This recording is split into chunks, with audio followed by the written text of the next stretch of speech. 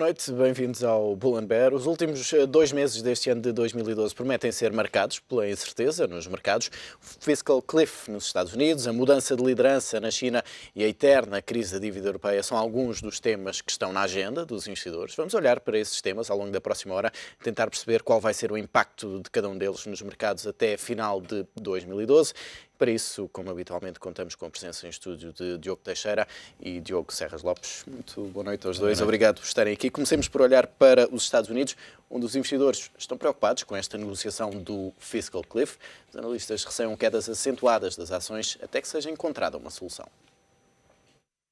Depois da batalha ganha pelo estado de Washington, a luta de Barack Obama centra-se agora na própria capital do país. As atenções estão centradas no abismo fiscal, que prevê um pacote de 600 mil milhões de dólares entre cortes na despesa e aumentos de impostos, que para muitos pode levar a economia norte-americana a uma recessão. Será esta a nova realidade se não for encontrada uma alternativa até ao dia 31 de dezembro deste ano. What I'm afraid of is that it is going to take a disruptive dive by equity prices in order to prompt Washington into coming up with a solution that is acceptable both politically and economically. O problema é que democratas e republicanos parecem continuar de costas voltadas e com visões distintas da economia, sendo que o Congresso é dominado pelos republicanos. What matters is where the increased revenue comes from and what type of reform comes with it. Does the increased revenue come from government taking a larger share of what the American people earn through higher tax rates? Or does it come as a byproduct of growing our economy, energized by a simpler, cleaner, fairer tax code? Do lado democrata, o Senado tem uma visão diferente. There was a message sent to us by the American people based on the campaign. And that is, people making all this money have to contribute a little bit more. And all the exit polling, all the polling we've done, the vast majority of the American people support that, including rich people. As pressões vão certamente aumentar de forma significativa até ao final do ano. A primeira reação do Wall Street ao fiscal cliff após as eleições foi uma queda superior a 2%. Vamos então tentar perceber qual pode ser o impacto destas negociações em torno do fiscal cliff. Diogo, há a expectativa de que mais tarde ou mais cedo se chegue de facto a um consenso para resolver esta questão, mas até que se chegue a esse consenso prevê-se aqui um período de incerteza, de avanço e de recuos, longas negociações, um pouco à semelhança do que tivemos em agosto do ano passado. Achas que como nessa altura podemos assistir aqui a um downgrade da dívida norte-americana? A médio prazo, sim.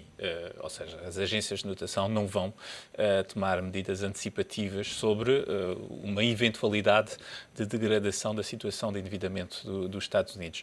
Temos que ver que aqui há um certo consenso mole entre os republicanos e os democratas para dizer que não é possível, não é desejável implementar de forma abrupta todas as medidas automáticas que vêm a tomar efeito em 1 de janeiro se não houver consenso sobre uma reformulação da fiscalidade nos Estados Unidos. E, portanto, o mais provável, e é antecipado por uma larga maioria dos analistas e dos investidores, é que, de facto, as discussões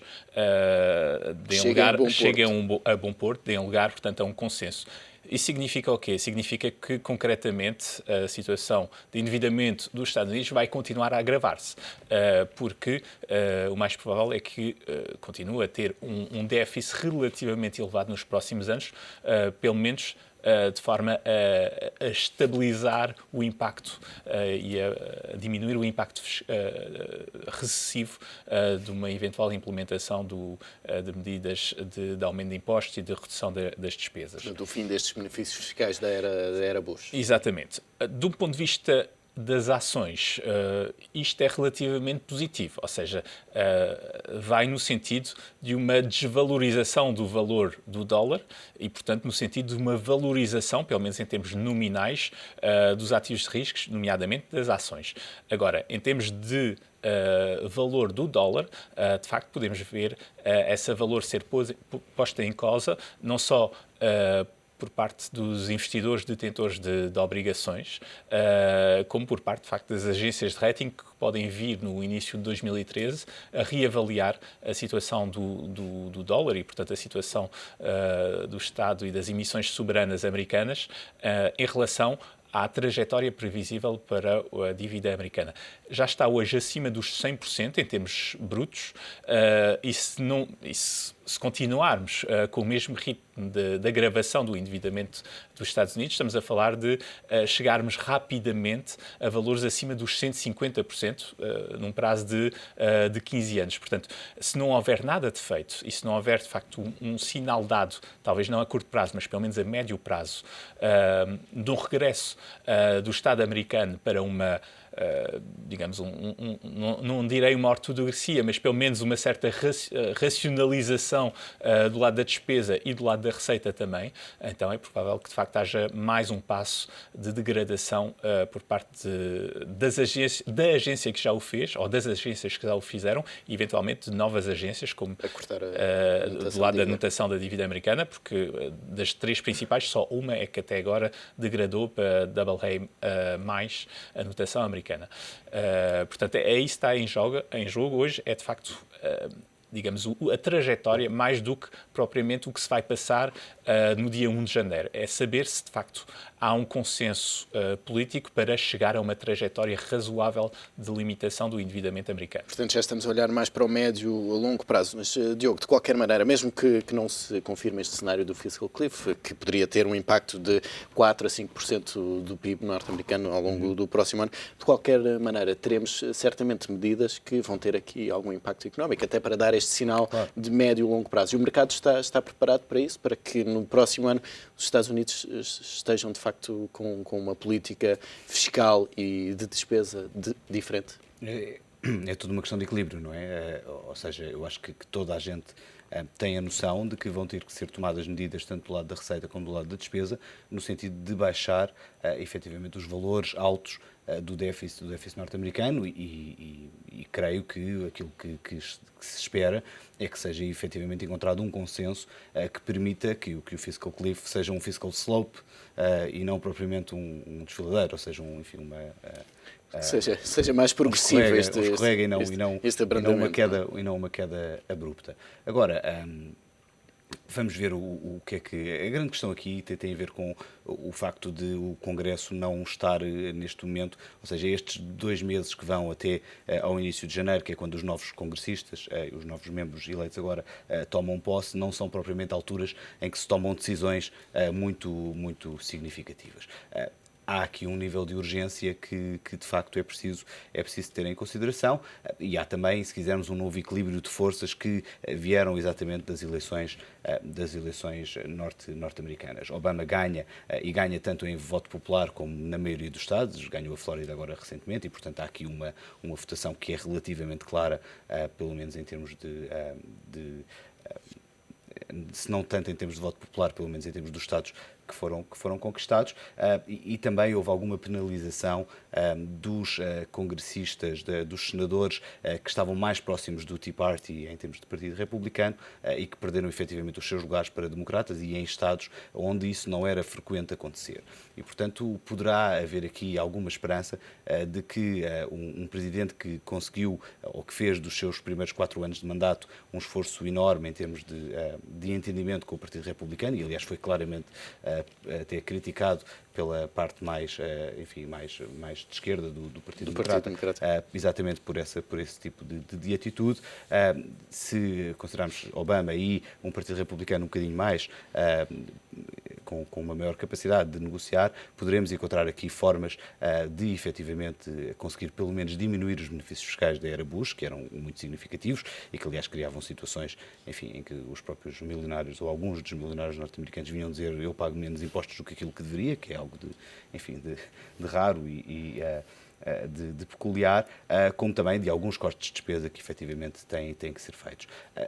Uma questão, além do fiscal cliff, é o teto de dívida. O teto de dívida também deverá ser quebrado novamente, mais ou menos por alturas de fevereiro, e, portanto, esse vai ser novamente um tema em cima da mesa. É possível que os dois temas sejam, aliás, tratados da mesma forma. Agora, numa economia anémica como a economia norte-americana, que está a começar a recuperar e que tem alguns sinais positivos, nomeadamente ao nível de emprego e também ao nível de mercado imobiliário, seria importante não criarmos agora aqui um choque muito significativo em termos de redução de despesa. E temos visto, aliás, na Europa, o que é que quedas abruptas ou reduções abruptas de despesa pública fazem a economias relativamente anémicas. E nesse sentido da economia norte-americana ainda estar, de facto, anémica, foi um alívio para os mercados que Obama continuasse, ele que é a favor do quantitative easing, enquanto Romney tinha uma visão bastante diferente do que devia ser o papel da Reserva Federal norte-americana. Exato, essa era a grande questão, não era? Ou seja, Romney seria mais friendly para as empresas e, portanto,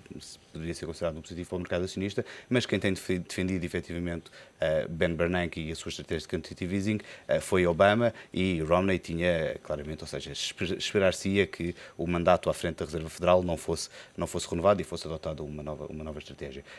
Os efeitos da política monetária neste contexto económico não são propriamente enfim, os melhores, com taxas de juros muito próximas de 0%, o quantitative easing não tem muito mais a fazer. A política fiscal aqui seria muito mais eficaz do que política monetária. A questão é que não há espaço também para política fiscal. A questão é decidirmos quanto é que vamos reduzir os estímulos da política fiscal. Não é tanto se podemos aumentar estímulos ou não. Acho que essa questão está completamente fora, ou está completamente posta fora de causa e portanto, já não há grande margem aí para a atuação. Até porque a FED também já desenhou este Quantitative Easing 3 de forma a que ele perdure no tempo, não é? Associando à taxa de desemprego. Associando à taxa de desemprego, associando muito mais ao próprio mercado imobiliário, que é uma componente da economia que não chegou a recuperar e que é uma componente relevante para a recuperação.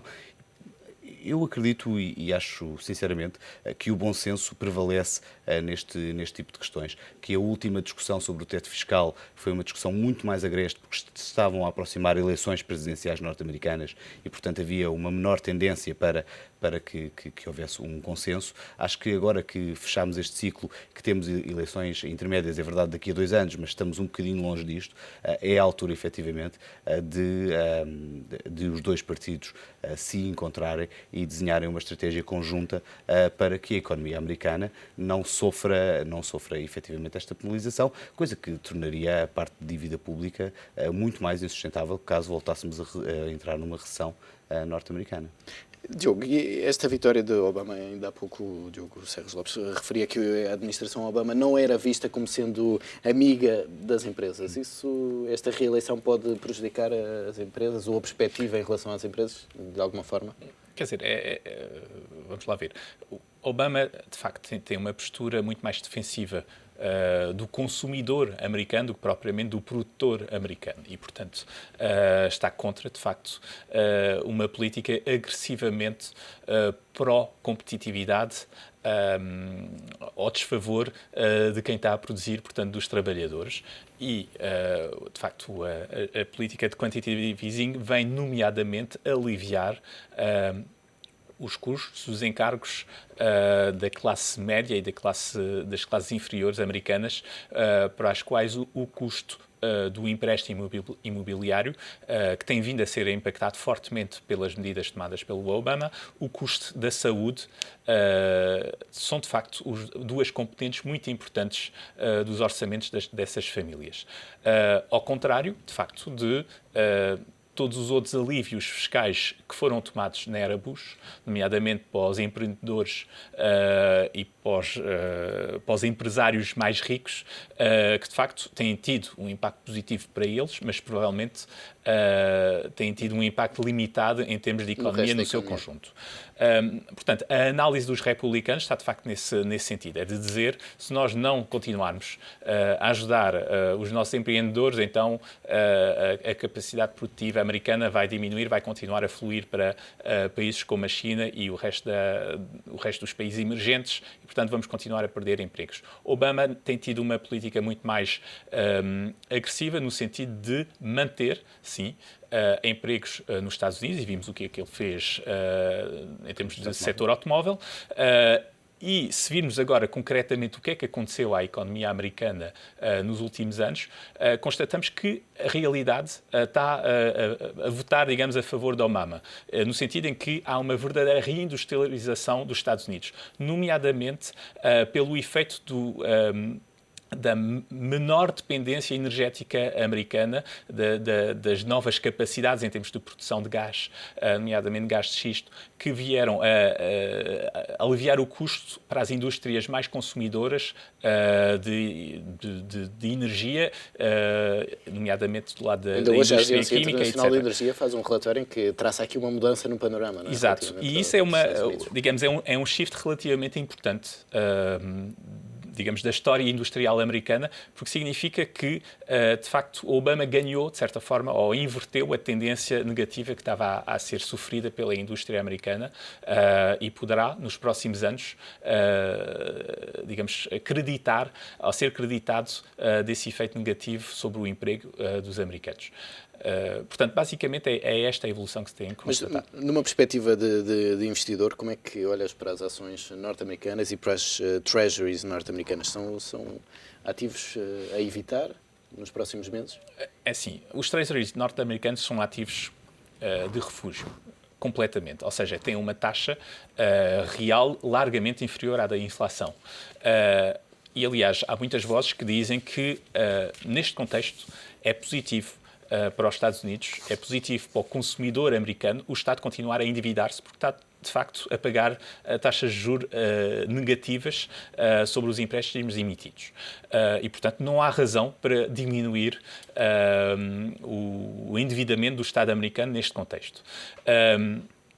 Eu acho que também não há razões para aumentar uma exposição enquanto investidor aos treasuries americanos, num contexto em que estas taxas são claramente negativas e onde a evolução do dólar está sujeita, de facto, a muitos riscos, nomeadamente o risco de haver um contínuo aumento da massa monetária americana e, portanto, de haver uma desvalorização do dólar em relação às outras moedas, sejam essas moedas o euro ou as outras moedas emergentes. Do lado das ações, esta economia americana que se está a refortalecer em termos industriais, está a ganhar peso e está a ganhar independência também em relação ao crescimento americano.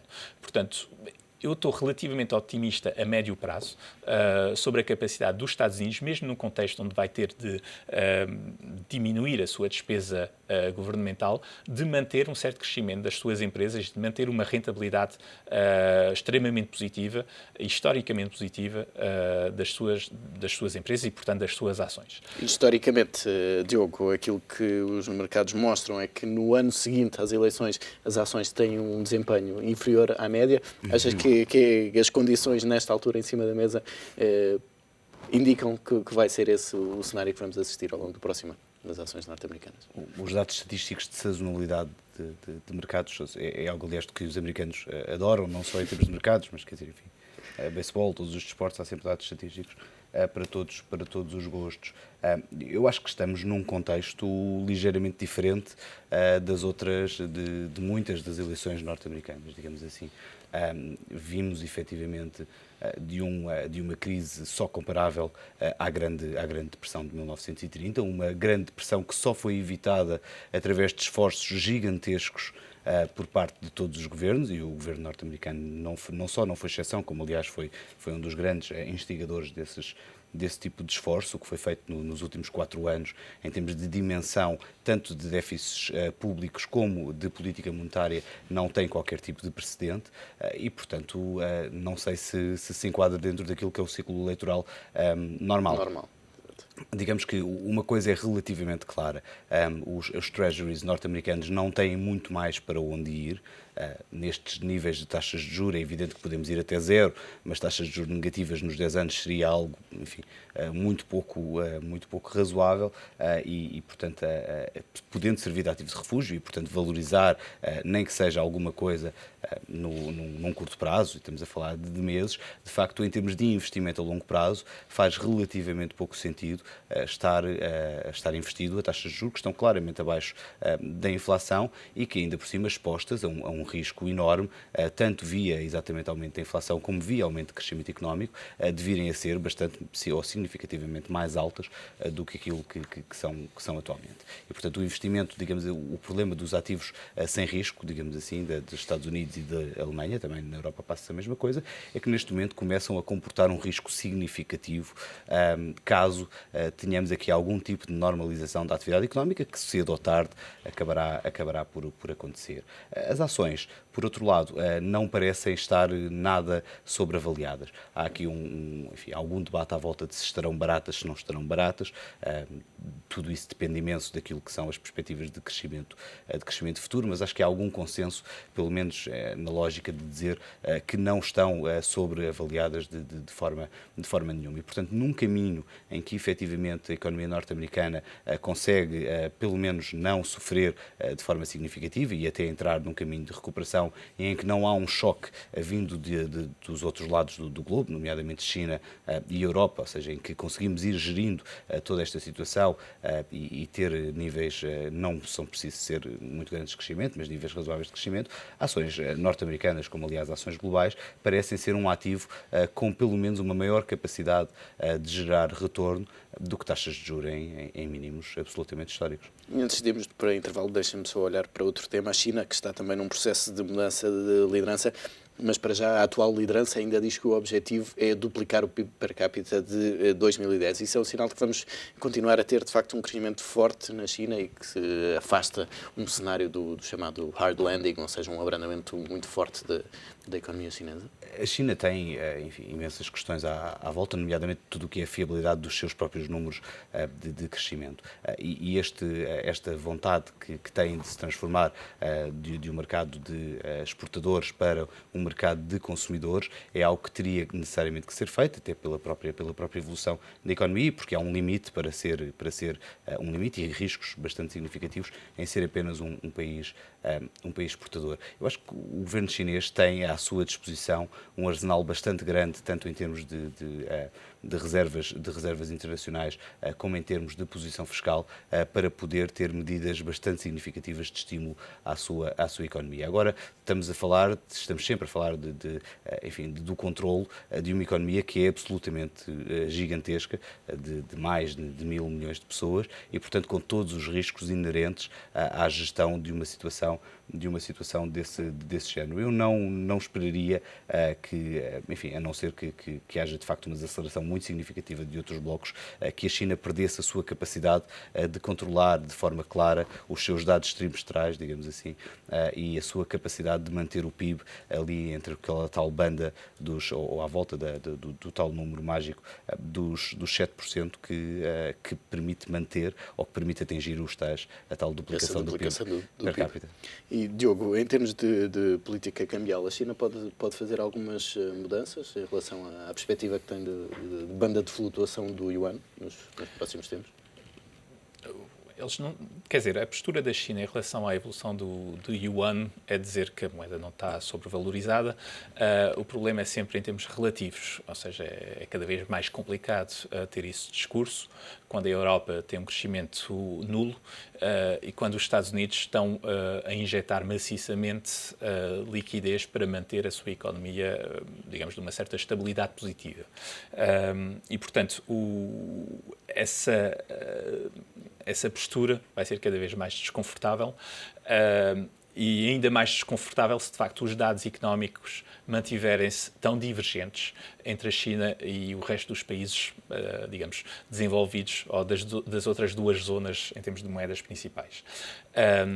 Alguns analistas até dizem que é provável que os dados estatísticos chineses venham a ser menos positivos nos próximos trimestres, de forma digamos, Para poder permitir justificar essa posição. um status quo em termos de evolução do yuan.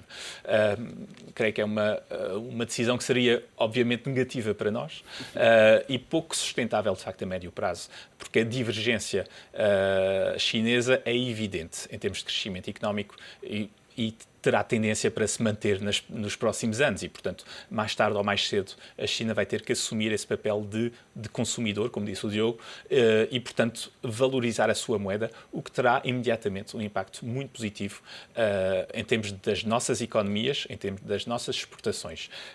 Temos que nos lembrar que o excedente comercial chinês voltou a aumentar nesta última estatística, o que mostra que, de facto, estamos longe de uma situação onde os chineses estão a viver à custa de endividamento junto do resto do mundo. Ainda estão numa situação de criar excedentes, portanto, ainda estão claramente numa situação de moeda subavaliada em relação ao resto do mundo.